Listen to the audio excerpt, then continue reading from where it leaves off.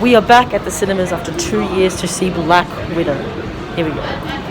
Since first debuting in Iron Man 2 and having multiple appearances in the Marvel Cinematic Universe since then, and having multiple delays as a result of the pandemic, Scarlett Johansson's Black Widow has finally had her first solo movie, which released in cinemas and on Disney Plus around the world in the last week or so. And so without further ado, it is time to stop, review it, and tell you guys what I thought on the movie. Here we go. Now, before I actually get into the review itself, I just want to warn you guys that this is a spoiler review. I did a poll on my Twitter and Discord server, of course, which you can join by clicking the link in the description, asking whether you want me to do a spoiler-free review or spoiler-filled review, and most of you guys said that you wanted me to do a spoiler-filled review. So yeah, this is a spoiler warning that there will be spoilers in this video, but if you want to jump to the conclusion, which will be spoiler-free, just my general thoughts on the movie, you can use the timestamps or the chapters in the description below.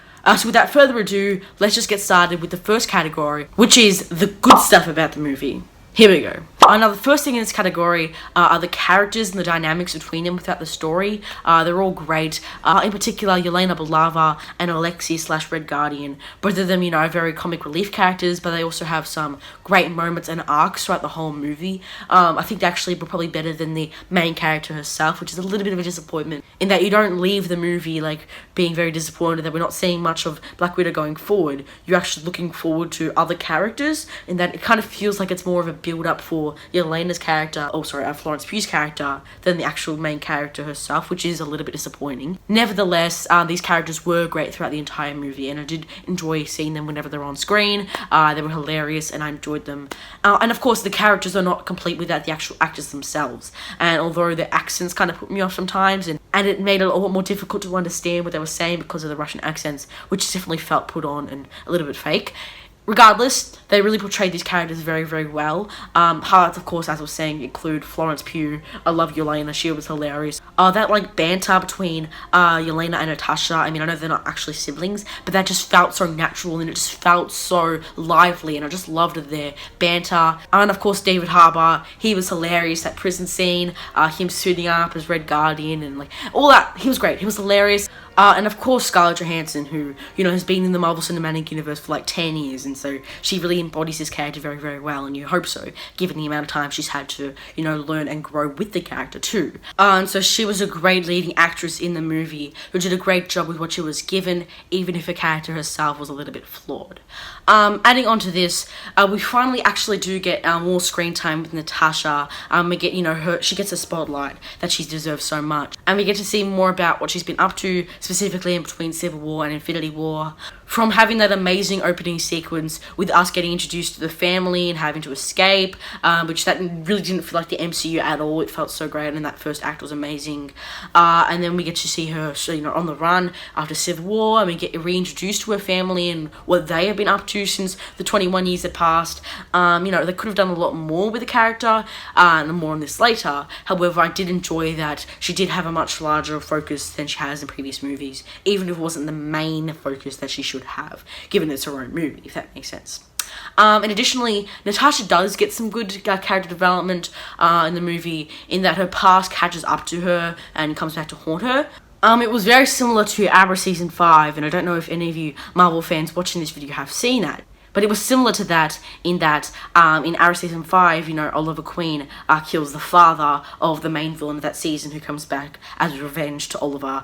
And it's similar to that. Natasha thought that she killed Antonia, which she actually didn't, and then she comes back as revenge for Natasha, and it's similar to that. And then in this movie, Natasha, realizes her mistake and therefore, wants forgiveness and to let Antonia go, showing, her growth, in comparison to, where she started off being an assassin, trained to kill, to now being a free woman, who gets to decide her own future. And I think that this movie tells and shows this development that she's been through extremely well, especially in that scene, when she lets the Black Widows go, and they ask, what now? And she's like, you choose what you want to do now. And I think that truly shows how she's grown, since Iron Man 2, or at least since, her being in the Black Widow program.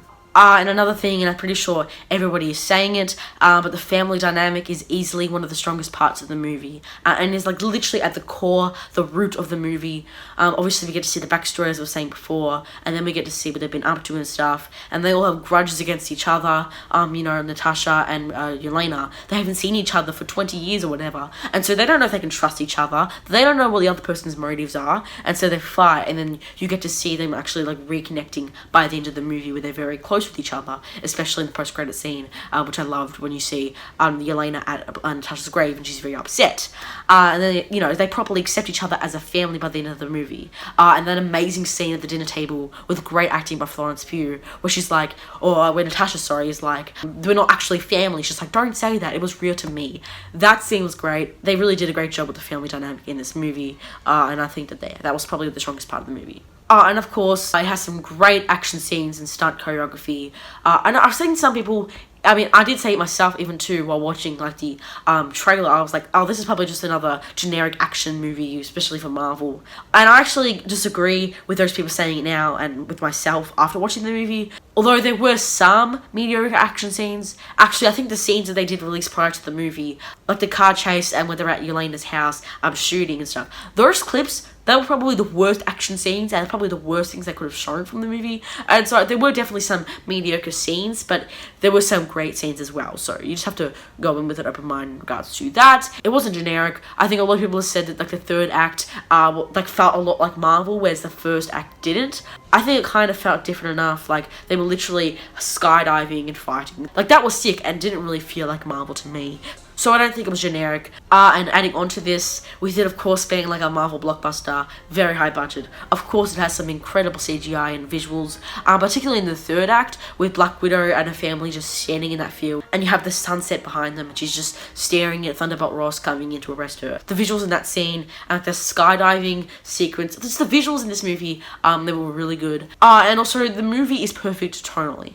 You have some great moments with light humour and banter, to having some really heartfelt scenes. As I was saying before, the dinner table scene, for example, it starts off with them just like joking about the Red Guardian's suit and Alexei not being able to fit into it, and Natasha slouching, and she's like, I'm not slouching. And then it ends with Yelena crying about Natasha not calling them family, and she storms off. Yeah, so like you do get the generic Marvel jokes and stuff, but then you also do get some really heartfelt moments, particularly regarding like the family and the relationship between some of them.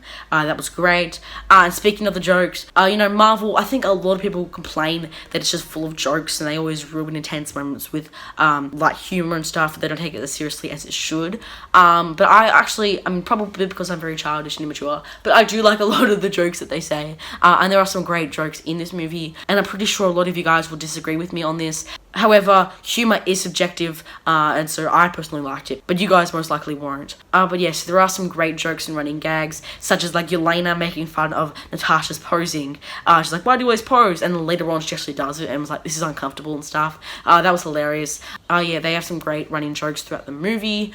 And finally in this category, I forgot to mention, but that post-credits scene was amazing. I had literally no interest whatsoever in the Hawkeye series prior. I mean, I knew Florence Pugh was going to be in it, but just the fact that she's going to be taking on Hawkeye in that series makes me so much more excited for it. And seeing that Julia Louis-Dreyfus' character, I didn't really like her in Falcon Winter Soldier. I didn't really like Falcon Winter Soldier at all, pretty much. But I did really like seeing her character at the end, and seeing, you know, Florence Pugh's character, Yelena, react to the death of Natasha and catch up to like present time. I thought that post-credit scene was great. But yeah, those are all the things in this category. Now let's move on to the next category, which is the mixed stuff about the movie, which are the things that I'm indifferent to. I don't necessarily think are bad, things that tear the movie down, but they don't necessarily lift the movie up either. So the mixed stuff. Here we go.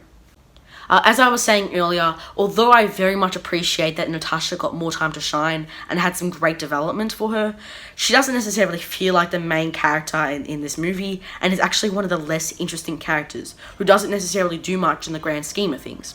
Like, she doesn't actually feel like she's the main character. It feels like she's only there to drive the narrative forward, and she's not doing anything on her own merit. You know, such as, like, Yelena is the one who has the antidote and who comes to cures all the Black Black Widows. And, Melina is the one who worked with the Red Room, and so she knows the plans, and she comes up with the idea of, switching the faces and stuff. Although that scene was really great. Like, this isn't anything that Black Widow herself came up with. It was everyone around her. She just happened to be there. And other characters, such as Alexei, are actually much more interesting. Although Scarlett Johansson, as I was saying before, does an amazing job with what she was given, although they could have done a lot more with her character in the movie. And I'll actually touch on this later on in the bad stuff, because there was a lot more they could have done with the character that they didn't, and that actually brought the movie down for me. There were a lot of missed opportunities, and I'll touch on that later on. And speaking of missed opportunities, of course, the main villain, Taskmaster. Although I wasn't really too familiar with the character prior, although I did do a lot of research and watch a lot of videos about him to understand him prior, I definitely don't think that they ruined the character that much. I know a lot of people have been very annoyed because they thought he was such a great character in the comics, and they kind of just downgraded her in this movie. I don't really care if Antonia is using tech to copy the movements of others, although that was a little bit vague. Even if her being able to do it by herself probably is cooler, it doesn't really ruin the character that much. Even just the change in the character name, plot twist, rather than being, about Tony Masters, she's actually, Antonia, which is Dreykov's daughter. That change didn't really bother me too much. She actually did have some great scenes with her being very menacing, in particular the bridge scene, which she comes out and blows up the car and she's just fighting her. That scene was great.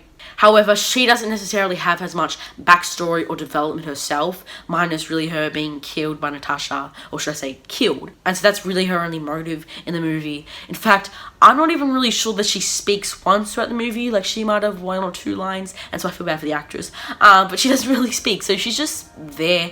And as I was saying, Natasha, both her and Natasha just feel like they're there to drive the narrative forward. They don't have, they don't stand on their own merit, like Yelena and Alexei do. Plus, I also felt the way they defeated her was kind of cheap and anticlimactic with the antidote. It kind of felt like, again, Natasha didn't really do any of the work herself. She just used the antidote and just, threw it at her. She didn't really do much herself. And I feel like that was very cheap, and I didn't really like the idea of the antidote. And while the movie has some great action scenes, as I described earlier on in this video, it really is inconsistent, which in turn affects its pacing. The first few scenes with the family fleeing was very intense, and it didn't feel like Marvel at all. I was very intrigued and very on the edge of my seat to see what happens next. And then it has a very great third act, which some people have said is generic, as I said before, but I personally didn't feel that way. I really did enjoy the third act. However, for the second act, the middle part of it, it's mostly just them sitting around and talking. It was very heartfelt, and it was very important that we did have this development with the characters bonding and, getting to reconnect and stuff. However, you're kind of okay, where's this story going? Why aren't we moving the story fast enough? I definitely think that those scenes were important. However, I also wanted to feel like the plot in general was moving forward at the same time too. We needed that perfect balance, and they didn't strike it in this movie. You eventually do figure out where the movie's going, as soon as you get to the scenes of the Red Room, and then we get the awesome reveal with Melina's plan and Natasha posing as hers likewise, which also reminds me a lot of the Winter Soldier reveal when she's with that Hydra agent or whatever. There actually were a lot of Winter Soldier references, well, not references, but just the feeling of Winter Soldier in this movie, which is a really good thing because I like that movie. Well, not as much as I think everyone else does, but anyway, this isn't a Winter Soldier review, but yeah, it definitely felt like that, like the elevator scene stuff, which is great. Anyway, off topic, once you get to that scene, it all gets better from there. I just wish that they did more prior to set up to that point, rather than it kind of coming out of nowhere, if that makes sense. Also, 2 tiny nitpicks before I get into the final category, but I also felt like I do appreciate that they recognize that this movie is still a part of the MCU. It takes place after Civil War, although I kind of felt like they referenced the Avengers a little bit too much in a way. Literally every second they got, they referenced that she was on the run after Civil War, or that she was part of the Avengers family, and that was her first family and they respected her, whatever. We get it. You were from the Avengers. We know.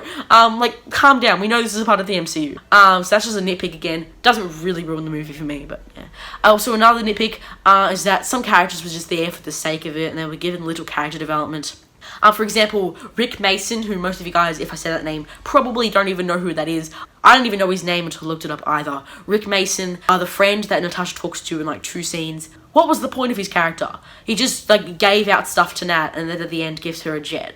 He's just there. That was literally it. And Melina, Natasha and Yelena's mother, also really wasn't the most interesting character either, except I thought, you know, she was betraying them. I thought that reveal was really cool, and then it was revealed that that was just a part of the plan. I mean, as I was saying, that reveal was really, really cool and smart, although it kind of felt anticlimactic and the character wasn't really interesting other than that. She was just there as well. Same with Natasha and Taskmaster. They're just there. Those three characters in particular were wasted potentials. And the final thing in this category before we get to the bad stuff, and I think this is a major complaint too, which is the fact that we have this movie just in general. She died in Endgame, and so I didn't really like that they made it a prequel. I feel like we could have used this earlier on in the MCU, like in phase 1 or phase 2, to properly understand the character, rather than just after she died. It just kind of felt like, why wait till now, Marvel? However, I did feel like it was a great way to commemorate the character, and like it's kind of, as Kevin Feige said, the reason why they didn't give her a funeral in Endgame is that this movie kind of was her funeral. However, mostly it was negative that they left it until now, because it's like we only became connected with the character, even if she wasn't as developed herself in this movie. We only really got to understand the character, even if it wasn't that well. We still only saw her, you know, as the lead for the first time in this movie, you know, after she already died in the MCU. So that was a little bit weird. Now that's really it in this category. Now let's just move on to the final category in this video, which is the bad stuff. Here we go. And like there are only really two main things in this category, and the first is that honestly, coming out of the movie, you don't necessarily feel entirely satisfied with what you're being told. With Natasha being like very mysterious about her past in the previous movies, there still really isn't much you learn about her in this movie. Minus the Budapest storyline, and even that was kind of like, that was it? That was what everyone was questioning, that was what she was teasing, that was it? Really? And there was a lot more that they could have told, such as, you know, how she escaped the Red Room, how she trained with S.H.I.E.L.D. and ended up working with them, and then overcame her assassin side to become more like a hero than an actual villain, or just a person that is just trained to kill. You know, there was a lot more they could have done. Plus, there was a lot more we still could have learned about other characters too, like Alexei, how he got his powers, and like what his time as a superhero was like too, before he got, you know, overweight in prison. There was a lot more they could have done with those characters. And speaking of the Red Room, similarly, the Red Room storyline was also very enjoyable. However, they could have done a lot more with it. Like the main villain, Dreykov, which I keep forgetting his name while writing this review and the script for it, proving how forgettable he actually was. He didn't feel as threatening as he should have. He was a random, like, one-off, like, throwaway villain. No one really cared for him, let's be real. I wish we saw more of the trauma that the Black Widows were put through. I know that sounds weird saying I want more trauma shown on screen, but no, I feel like they could have done more with, like, the psychology of the Black Widows, and they could have done more to explore how they get treated there and why they are really bad. It just seems like, other than the kidnapping, they're just there just to train people. But like, why is that so? Like, they could have done a lot more, that's what I'm trying to say. And I also feel like the antidote was a cheap way of resolving the storyline. As I was saying, it just felt anticlimactic, and just felt like this device that they wanted to use. Like, they could have, you know, actually freed them themselves. I don't know. I mean, I was aware going into the movie that it wasn't going to be about the Red Room, so I wasn't necessarily disappointed that it wasn't about that. But that still doesn't mean that I won't dislike the decision to not focus on that storyline as much, as it was like core to who Natasha was and why she was the character that we saw in Iron Man 2. So let's just get into my overall thoughts on the movie. So in conclusion, look, this movie was absolutely far from flawless. However, I did very thoroughly enjoy it. It had some amazing action scenes, including like the opening sequence and the really good third act. Had some great acting, and particularly from Florence, Pugh, David Harbour and Scarlett Johansson. And I did like that we got more time to explore Natasha. However, there was still a lot more they could have done with her character, as she still didn't feel like the main lead, nor the most interesting character. There was a lot of missed opportunities, including with the Red Room, Taskmaster, and Alexei's backstory as a superhero. Nevertheless, actually, the more I think about it, the more I do like it. But I probably... This might be just me being positive in retrospect, whereas if I rewatch it, I'll probably think a little bit lower than I do now. It's probably just the hype train making me feel like my feelings towards the movie are more positive than it actually is. Same thing happened with Wonder Woman 1984. So I'll tell you guys how it is upon rewatch. Speaking of which, I definitely want to go back and rewatch it, and I encourage all of you to watch it, even if you may not be the biggest Marvel fan. Definitely go and see this movie. So I will give it a 7.5 out of 10. And so yeah, that is my review for Black Widow. Thank you guys so much for watching this video. I hope you guys enjoyed it, and if you did, please like, subscribe and turn on post notifications so you guys know when I next upload a video. And speaking of which, My next video will be my Loki series review, which I hope to have out next week, but seeing as I'm going back to school, and I probably want to rewatch the series before reviewing it because something's a little bit vague, it might not be next week, but yeah, so definitely subscribe to post notifications so you guys know when I do upload that video, and yeah, that's really it. Thank you guys so much for watching, and I will see you guys next time. My name is Jordan, and I am out. Bye!